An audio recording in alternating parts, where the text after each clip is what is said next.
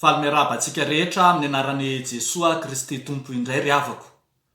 Nahatratra ity andro ity, hiaino ny hafatra ny tenin'Andriamanitra izay omen'ny Tompo antsika. Andeha hivavaka hangataka ny fitarian'ny fanahy masina ary isika. Jesosy malalo misaotra sy midera mankalaza anao zahay. Le Andriamanitra tompon'ny fiandrianana any an-danitra sy ety an-tany. Le Andriamanitra tia dia tia anay tokoa ka efa nanaiky hiavana aminay tamin'ny alalan'i Jesosy Kristy zokonay. Andreny teninao ary zahay dia sokafo ny masom-panahinay, andraisanay tsara ny teny, andiananay araka ny sitraponao. Amin'ny anaran'i Jesosy Kristy tomponay. Amen. Mofinaina voalahatra ho antsika indray ry havako amin'ity anio ity. Hitantsika eo amin'ny bokin'ny Tesalonianina voalohany toko 5, ny andininy 12 hatramin'ny 19. Vakina amin'ny anaran'ny Tompo manao hoe: ary mangataka aminareo zahay ry rahalahy, mba ekenareo izay mikely aina eo aminareo sy mitondra anareo ao amin'ny Tompo ary mananatra anareo, ary mba ho ajainareo indrindra amin'ny fitiavana izy noho ny asany, mihavana tsara. Ary mananatra anareo zahay ry rahalahy, anaro izay tsy mitoetra tsara, ometoky ny malemy saina, ampaherezo ny reraka, mandefera amin'ny olona rehetra. Tandremo mba tsy hisy hamaly ratsy olona, fa mieza mandrakariva hitady izay tsara na amin'ny namanareo na amin'ny olona rehetra. Mifaly mandrakariva, mivavaka aza mitsara, misaora amin'ny zavatra rehetra, fa izany no sitrapon'Andriamanitra ao amin'ny Kristy Jesosy ho anareo. Amen. Ray masino, manamasinanay amin'ny fahamarinana, ny teninao no fahamarinana. Amen. Ry havako malala ao amin'ny Tompo, ho ampitomboana lalandava ao am-ponao ane ny fahasoavana avy amin'ny Andriamanitra raintsika sy Jesosy Kristy Tompo, ary ny firaisana amin'ny fanahy masina. Amen. Ny epistily izay epistily voalohany nosoratana ho an'ny fiangonana tany Tesalonika ry havako, dia anisany epistily tranainy indrindra, nosoratana manodidina ny taona 50 tao aorianan'i Jesosy Kristy. Zany hoe zany ambaran'ny mpandinika fa ity no epistily voalohany indrindra, voasoratra voalohany indrindra amin'ireo epistily rehetra, eny na ny ao amin'ny testameta vaovao manontolo mihitsy azy. Ao anatin'izany ry havako malala dia manome fampaherezana, manome fampiononana ho an'ireo kristianina vao nanolo-tena ny apôstôly Paoly, fa rehefa lasa izy raha nitory filazany tsara tany tamin'ny 10 misionera faharoa izay nataony ka nanorina ny fiangonana, dia rehefa lasa izy dia nahatsiaro ho niahaka ireo ondry, ireo kristianina vao nanolo-tena noho ny afitsoky ny fanenjehana sy ireo izay nanao aza lambo ny kristianina tamin'izany. Eo indrindra no mitombony ny fampaherezan'ny apôstôly Paoly. Ary ao anatin'izany fampaherezana izany, ilay teny mafonja, mavesa-danja, hitantsika eo amin'ny 17, eo amin'ny tapany farany manao hoe mihavana tsara. Mihavana tsara. Zay raha teo no lohahevitra ho raisintsika amin'ity andro anio ity, manao hoe mihavana tsara. Voalohany, mihavana tsara amin'ny mpitondra anareo.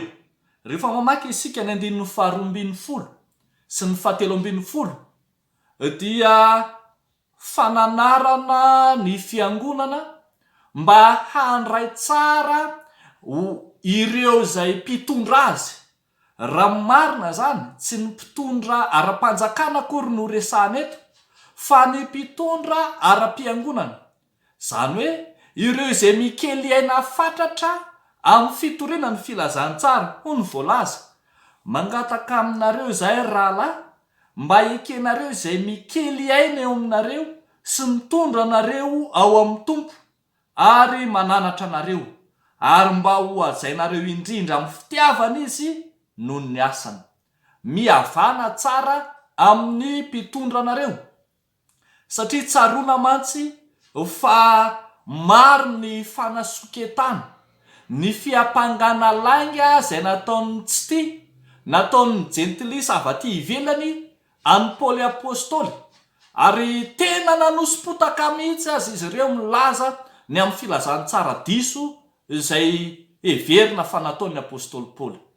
Dia zany mahatonga ny Paoly mananatra azy ireo mba hihevitra izay mitondra azy, hihevitra mandrakariva izay mikely aina fatratra amin'ny fitoriana ny filazantsara.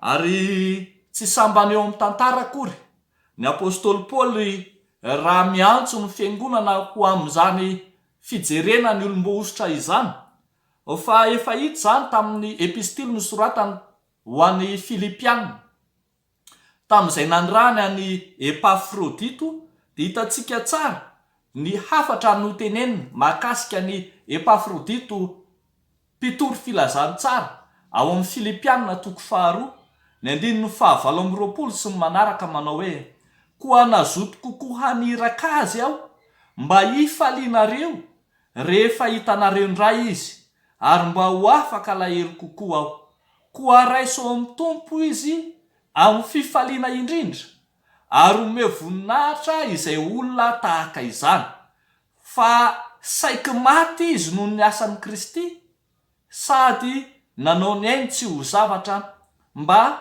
hanefa izay tsy vitanareo tamin'ny fanompoana. Raiso tsara ny mpitory filazantsara, raiso sy hevery tsara izay tokony atao ho amin'izay mikely aina amin'ny fitoriana ny filazantsara. Ny amin'izay tokony ataontsika zany ry havako malala, mihavana tsara amin'ny mpitondra fiangonana, tsy ny hanosom-potaka azy ireny, tsy ny hanenjika azy ireny, ary tsy sanatria anao teny hiampangana lainga azy ireny no atao, fa izay fomba handraisana azy tsara. Hatanteraka ny ambarany bokin'ny Hebreo 7:12 manao hoe: tsarovo ny mpitondra anareo izay nitory ny tenin'Andriamanitra taminareo. Sy eo amin'ny 7:17 manao hoe: manekeny mpitondra anareo ka manohava azy, fa izy miambina ny fanahinareo araka izay tokony ataon'ny olona mbola ampamoahana. Anjaran'Andriamanitra ny manao ampamoaka, fa tsy anjaran'ny kristianina, tsy anjaran'ny fiangonana. Ny amin'izay tokony ho ataontsika amin'ny mpitondra fiangonana dia ny mivavaka ho azy, ny mampahery azy, ny manohana azy amin'ny lafiny rehetra. Mihavana tsara amin'ny mpitondra anareo. Fa ny zavatra faharoa izay ambaran'ity nofinainy ity koa ry havana dia ny hoe mihavana tsara amin'ny fiangonana. Mihavana tsara amin'ny fiangonana. Eo amin'ny 4:12 sy ny 5:12 dia ho ny voalaza hoe: mananatra anareo izahay rahalahy, anaro izay tsy mitoetra tsara no mety tokony malemy saina, ampaherezo ny reraka, mandeha fiera amin'ny olona rehetra, tandremo mba tsy hisy hamaly ratsy olona, fa miaza mandrakariva hitady izay tsara na amin'ny aminareo na amin'ny olona rehetra. Efa nolazaintsika teo fa efa nozongozon'ny tsy mino sy ireo jentilisa tao amin'ny tanànan'ny Tesalonika izay renivohitry Makedonia no ny amin'ity fivavahana vaovao izay arahan'ny kristianina ity. Arak'izany dia nizongozona ihany ny finoan'ireo izay nalemy saina, ireo izay ambarantsika teo hoe vao nanolo tena ho an'ny tompo, ka rariny indrindra raha manoratra fampiorenana ho an'ireo sokajin'olona marefo ao anatin'ny fiangonana ny apôstôly Paoly, ary indrindra manome fananarana ho an'izay tsy mitoetra tsara, ho an'izay heverina malemy saina, ho an'ireo reraka ary ho an'ny olona rehetra mihitsy azy. Zany hoe hafatra ho an'ny fiangonana, fanorenana fifandraisana tsara ao amin'ny samy fiangonana, ao anatin'ny fiangonana no ambara eto. Zany hoe fambolena fiombonana ao anatin'ny fiangonana no hafatra tiana pitaina. Zao tokoa mantsy ry havako, raha ny ao anatin'ny fiangonana no mifandramatra, miemotra, mifanaratsy, de rariny sy heverina fa mazava ho azy raha hanenjika sy anankirotana ny any ivelany. Fa rehefa ny ao anatin'ny fiangonana kosa no miombona tsara,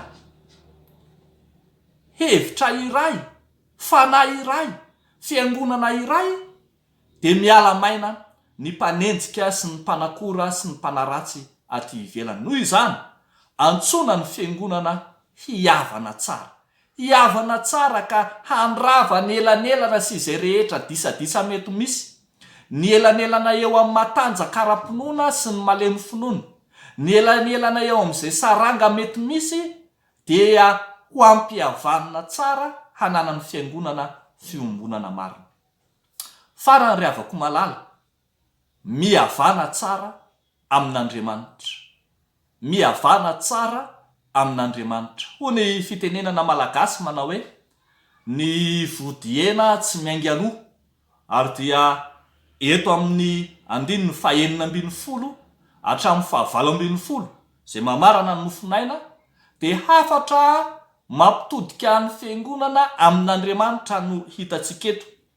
Lay Andriamanitra zay nanorina ny fiangonana tamin'ny alalan'ny apôstôly Paoly, lay Andriamanitra zay ivon'ny finoana kristianina, lay Andriamanitra zay hitodian'ny mino rehetra no indro hiantsona ny mpino mba hifantohany amin'ny alalan'ity fivavahana kristianina ity. Ambara zany ry havako malala fa endriky ny fanehoana fifandraisana tsara amin'Andriamanitra izay voatanisa eto: ny fifaliana mandrakariva, ny fivavahana tsy misy fitsaharana, ny fisaorana amin'ny zavatra rehetra. Ambara fa ny fahatsapana, fa mila manaraka ny sitrapon'Andriamanitra isika, de tena lalana iray mizotra makany amin'ny fihavanana amin'izy Andriamanitra. Ambara ny soratra masina ry havako, ny amin'ny hoe mihavana tsara amin'Andriamanitra ianareo. Foana ny fototry ny finoana kristianina rehefa tsy mihavana sy ratsy fifandraisana amin'Andriamanitra isika.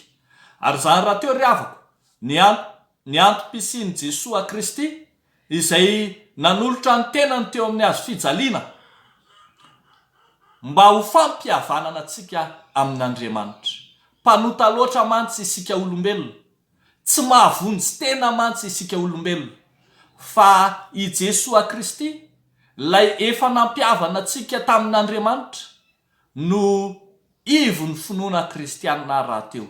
Koa tsy tsahatra isika aneho zany finoana izany amin'ny endrika faly, fa zany ny fiainan'ny olombovonjy amin'ny alalan'ny vavaka sy ny fisaorana, fa izany no rivotra iainan'ny vahoaka voavonjin'Andriamanitra. Ary hahatsiaro mandrakariva sitrapon'Andriamanitra isika, satria izany no sakafo mamelona ny mpino. Feany ary ry havako, de ny hoe mihavana tsara. Asain'Andriamanitra mihavana isika amin'izy Andriamanitra, fa asaina mihavana ihany koa amin'ny olombelona tahaka atsika, amin'ny fiangonana izay misy atsika raha teo.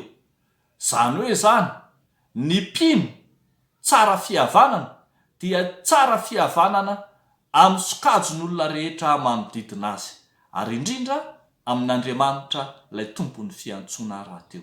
De ho an'Andriamanitra irery ihany ny voninahitra, ho amintsika kosa zany tenin'Andriamanitra izany. Amen. Ivavaka isika. misaotra anao zay tompo fa nandre zany teninao zany, teny zay miantso anay hiavana, teny mampahery, teny mampiorina ny finoana, teny mananatra mampitodika anay marina amin'ilay Andriamanitra fototry ny finoanay. Fa misaotra anao koa zay tompo nandray lesona ny amin'izay toe-po toe-panahy ifandraisanay aminao Andriamanitra, ifandraisanay amin'ny fiangonana, ary ifandraisanay amin'ireo olom-bo afidinao Andriamanitra, solo-tenanao Andriamanitra eo anivon'ny fiangonana. Ary vonona izay tompo aneo mandrakariva ny fahatsaranao eo amin'ny voary manontolo sy eo amin'ny tontolo rehetra manodidina anay.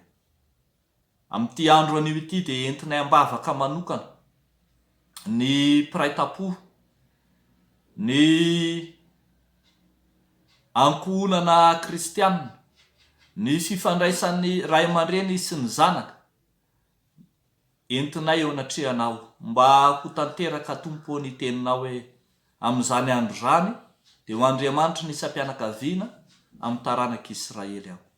Dia ampireny mafy sy ampireny tsara ny ankohonana rehetra mba hitodika aminao Andriamanitra ilay fototry ny finoana rahateo.